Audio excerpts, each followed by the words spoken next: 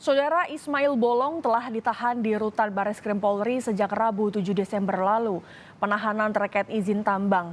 Bareskrim telah menyita sejumlah barang bukti dalam kasus tambang ilegal ini. Polri menetapkan Ismail Bolong tersangka kasus tambang batubara ilegal di Kalimantan Timur bersama 2 tersangka lainnya. Ismail diduga mengatur kegiatan penambangan ilegal batubara. Selain itu, Ismail juga menjabat sebagai komisaris PT EMP yang juga berstatus ilegal. Sejumlah barang bukti disita oleh Bareskrim Polri.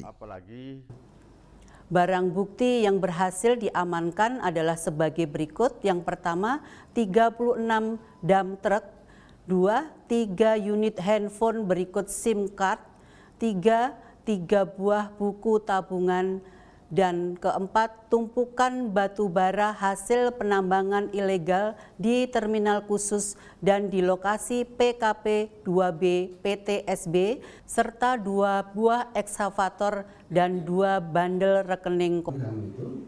Sementara itu, Kejaksaan Agung mengaku belum menerima surat pemberitahuan dimulainya penyidikan atau SPDP terkait Ismail Bolong. Sampai sejauh ini ya, saya baru menerima informasi dari media. Ya. Nanti saya cek dulu apakah ini sudah ada SPDP-nya apa tidak. Biasanya dalam waktu 3 hari, ya, penyidik itu wajib menyerahkan SPDP kepada penuntut umum. Dalam hal ini kalau dia misalnya ditangani oleh Mabes Polri, berarti yang menerima SPDP itu adalah Jampitung. Kalau yang ditangani oleh di Polda, berarti yang menerima SPDP itu adalah di Jati. Kita akan cek selanjutnya. Indonesia Police Watch atau IPW mendorong dibentuk tim gabungan untuk menangani kasus Ismail Bolong. IPW menilai transparansi dugaan adanya suap perlu dibuka oleh Polri kepada publik. Nah, soal suapnya yang menarik buat IPW adalah belum ada satu pernyataan resmi pun dilansir oleh baik Kapolri, Kadif Humas maupun oleh Bareskrim atau oleh pejabat Polri yang membidangi, misalnya Kadif Propam, berbicara soal dugaan gratifikasi suap atau pelanggaran kode etik. Semuanya tidak ada yang bicara, padahal surat 7 April itu berbicara 3 poin ya. 1, illegal mining, dugaan korupsi, dan dugaan pelanggaran kode etik. Ismail Bolong resmi berstatus tersangka dan ditahan Bareskrim Polri sejak Rabu dini hari.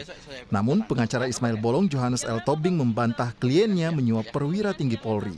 Selain itu, pengacara mengaku tidak mau menanggapi soal video pengakuan Ismail Bolong dengan dalih di luar kuasa. Jadi jawabannya adalah, jujur aja, hari ini kami bersama tim semua datang pagi ini. Ini dalam konteks kami mendapat surat kuasa pada 3 pasal persangkaan itu. Jadi saya kembali ulangi, pasal 158 itu mengenai tambang ilegal, perizinan, distribusi, dan sebagainya. Nah, soal kalau Mas tanya itu, saya nggak dapat kuasa mengenai itu. Jadi aku nggak bisa jawab mengenai itu. Ya, saya kira clear ya.